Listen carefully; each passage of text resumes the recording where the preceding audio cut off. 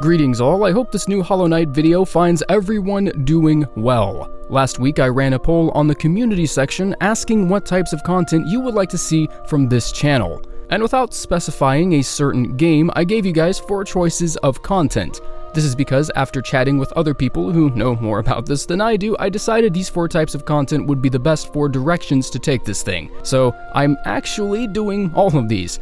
But it does look like there's a very encompassing interest around videos about lore, speculation, and trivia. So even though I'm doing all of these 4, I am going to make sure every video has at least something to do with this branch of content in the future. That way, even if I don't put out a lore video, that doesn't mean there won't be lore in the video. Okay, anyway, let's get started. This first charm build focuses on sustainability and health over things like strength and agility. If you're not that good at avoiding hits, this build is something you may want to consider. Fragile Heart gives you 2 extra masks, Lifeblood Core gives you 4 extra blue masks, and Hive Blood will regenerate whatever 1 mask you just lost. I decided not to include Joni's Blessing on here because even though it does give you an insane amount of health, it also takes away the player's ability to heal, which is really important in Steel Soul mode. If you collect all 16 mask shards, this means you can have a maximum of 15 masks with these charms equipped.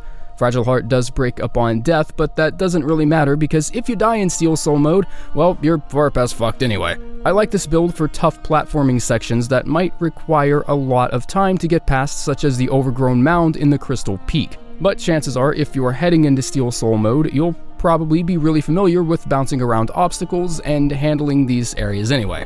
Now this next charm build is for players who like to go 100% all-out full attack mode and just finish fights as quickly as they can. This is one of my favorites to use in boss battles, especially faster bosses that make for really frenetic fights. Now these are not charms you'd see paired up with each other too often. Fragile Strength and Thorns of Agony are pretty obvious, but combining the Elegy charm with Lifeblood Core might sound a little unorthodox, so let me explain that. Grubberfly's Elegy has a perk that greatly extends your attack range by giving you a ranged attack, but only at your maximum health. This maximum health is actually referring to your base maximum health, which does not include any additional health you receive from the Lifeblood charms. Now this is awesome because pairing this charm with the Lifeblood Core means you can take 4 extra hits before this effect is turned off. This is useful in situations where you may not have time to heal in between attacks and need to maintain a constant offense. Additionally, getting hit with Thorns of Agony gives you a free shot that's twice the power of your base nail damage. With Fragile Strength active, that stacks up to 3 times the normal damage you would have done with an ordinary nail attack. And on top of that, if you manage to get up close to enemies, they get hit by both your nail and the beam that it emits, so that's 1.5 times the normal damage, and thanks to the effects of Fragile Strength, that number once again boosts up to 2.25 times damage, so yeah, this build is no joke.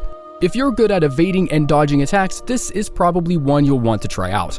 I don't use this one for boss battles as much, but I find this one much more tailored towards taking care of larger enemies in as few hits as possible. The benefits of Dash Master are obvious as you can bounce around attacks much quicker, but Sharp Shadow allows you to use Shade Cloak to dash through enemies and cause them damage equal to a normal nail attack. Nail Master's Glory and Long Nail also work great because you can charge up your nail arts insanely fast. This gives you access to one of the most heavily damaging combos in the entire game. Charge up your nail art, dash through an enemy, turn around, and hit them with a great slash.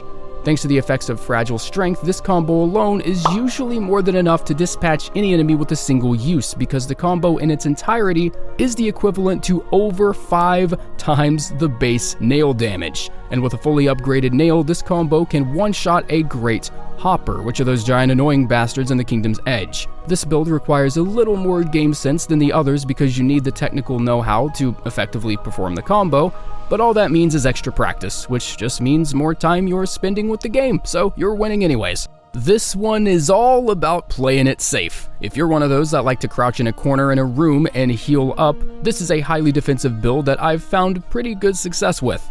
So, Baldur's Shell is a bit of a controversial charm because its uses are very sparse and there are only certain points in the game where it can be considered effective. But when paired with Thorns of Agony, the brilliance of this charm, I think, begins to shine through a little. With these 2 equipped, you can use Baldur's Shell as a means of baiting an enemy into attack and then taking damage from the thorns, even though the damage you would have taken has been blocked by the shell. The shell maintains its rigidity for 4 hits, but after that the shell is broken. and that's where Quick Focus and the Soul Charms come in. Even with the shell broken, the Quick Focus charm still gives you a lot of sustainability. And Thorns of Agony still remain active as well, so now if you get hit, you're not only doing damage, but also gaining soul from it as well, thanks to Grub Song. This is only 9 notches long, so if you have another 1-notch charm such as Nailmaster's Glory or Dream Wielder you like, you can go ahead and toss that in there too. Balder Shell I think could also be swapped with the Shape of Un to maximize mobility, but there are some attacks you're gonna have a hard time dodging, which is why I personally use the Shell Charm over anything else. This final build is insanely powerful against the lethality of close combat enemies. Bosses like the Hornet, Grim, the Hollow Knight, or the Traitor Lord, for instance, all excel in close quarters attacks, so a spell build like this is great for doing large amounts of damage while distancing yourself from threats.